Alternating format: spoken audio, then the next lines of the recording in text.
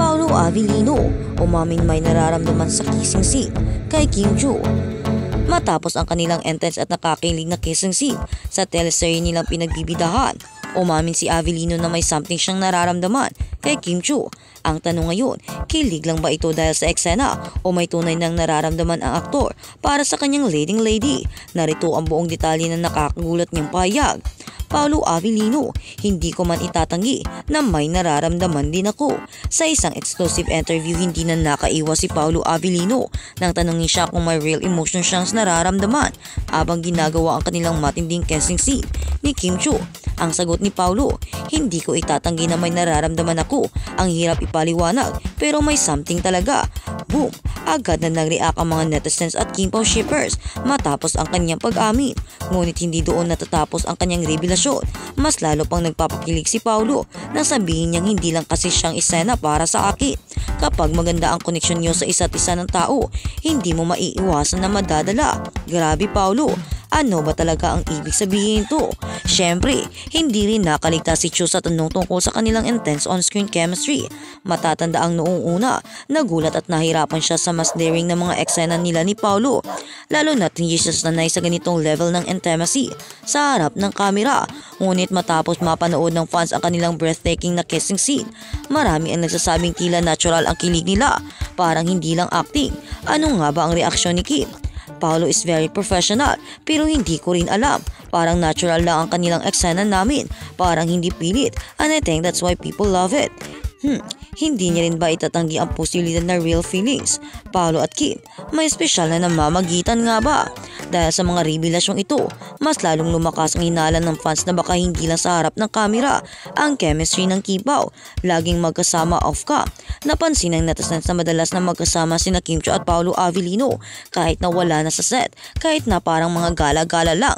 Nakikita nilang magkasama ang dalawa at may extra sweet moments pa ang dalawa kahit na wala naman sa harap ng kamera. Kaya ang tanong ng karamihan, real life couple na ba sila at hindi lang parang couple lang sa pelikula? Bakit may mga ganitong eksena? Parang hindi naman kapani-paniwala na magkaibigan lang sila. Dahil kung magkaibigan kayo, alam naman ninyo at hindi naman ninyo siguro uubusin ng oras na magkasama kahit weekend. Pwede mo naman itong i-spend sa pamilya mo. Kaya bakit may ganito? Yun ang tanong ng mga fans ng Kim Pao. Kaya sabi nila, baka nga may something na ang dalawa at hindi lang sila umaamin dahil kapag aamin sila ay wala nang magiging thrill tungkol sa relasyon nilang dalawa. Kaya ang sigaw ng ibang mga tao, naku naman umamin na kayo. Baka nga may totoo ng something sa inyo at ayaw nyo lang aminin. Bakit nga naman ayaw diba? Wala namang mawawala dahil patuloy pa rin naman silang susuportahan ng kanilang mga fans kahit na aminin nilang may relasyon na silang dalawa. At siguro nga mas marami pa ang mahahakot nila dahil mas marami ang kikiligin at marami ang magiging masaya dahil nga sa magiging revelation nila na sila ng dalawa. Kaya naman Kim Joo at Paolo Avellino, umamin na kayo. Napakatagal nyo nang tinatago kung ano talaga ang relasyon na meron kayo. Ayaw naman namin gumawa ng mga haka-haka at issue kahit nakitang-kita naman sa mga galawan ninyo na may something na kayo. Ayaw naman namin gumagawa ng mga storya o mga salita. Ayaw namin maglagay ng mga or magbitaw ng mga salita galing sa aming bibig. Ayaw namin ng ganoon.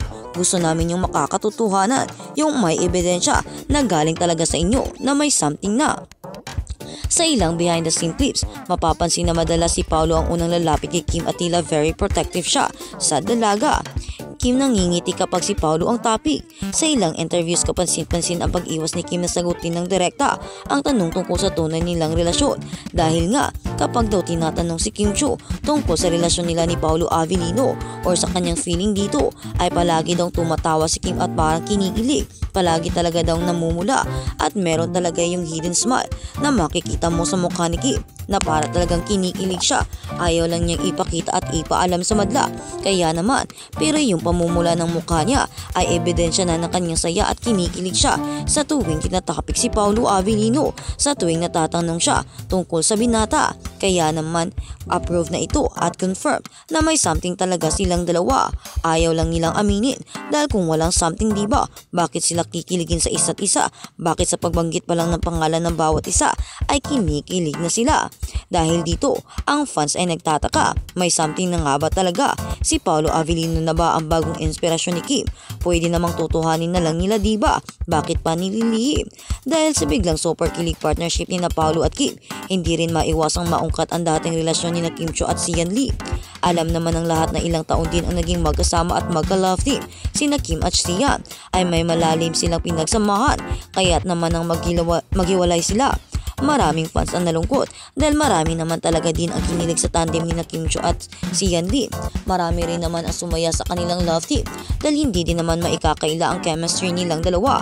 Pero ayun na nga, piniling sirain ni Sian Lim ang nangyari sa kanilang dalawa, so hindi na ito kasalanan ni Kim. Siguro madaling naka-move on si Kim dahil mas madaling maka-move on sa mga panloloko kaysa sa paghiwalay na hindi natin alam ang dahilan, diba?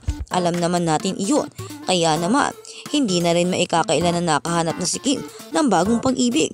Maganda si Kim, mabait at madaling mahalin. Kaya naman, hindi nakataka-taka ito. Alam naman ng lahat na ilang taon din ang naging magkasama sila at ngayon tila si Paolo na ang mas madalas na kasama ni Kim. Ang tanong ng marami, bumabalik ba ang feelings ni Kim Chiu kay Paolo? Lalo na't nagiging magka-love team na rin sila noon.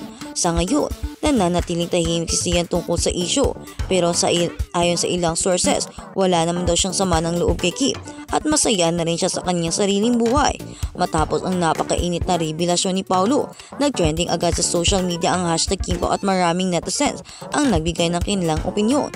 Hala, hindi na lang to acting. Paolo, aminin mo na kay Kim. Sana si Paolo na lang talaga. Napaka-genuine niya kay Kim.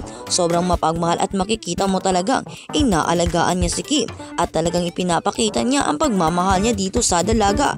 Naku naman Kim, kung hindi mo pa ito napapansin, napakamanhid mo na. Bagay na bagay talaga sila, wala ka nang hahanapin pag si Paolo Avellino na ang magiging jowa mo.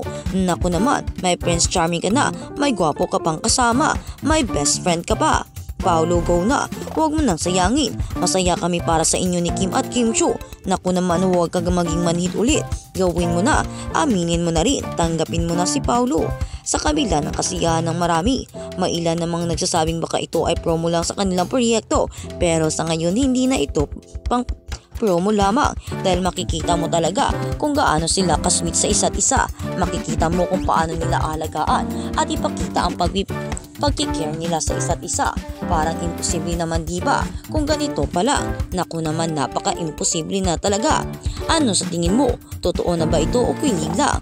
Matagal nang kilala sila Kam at ang mga kapatid nito, si Paolo Avellino. Kaya naman marami ang nagsasabi na si Paolo Avellino ay para tanggap na daw ito sa pamilya ni Kim. At kung sinasabing tanggap si Paolo Avellino, ibig sabihin pumupunta na ang binata sa kanila at panigurado ay hiningi na nito ang kamay niya sa kaniyang pamilya.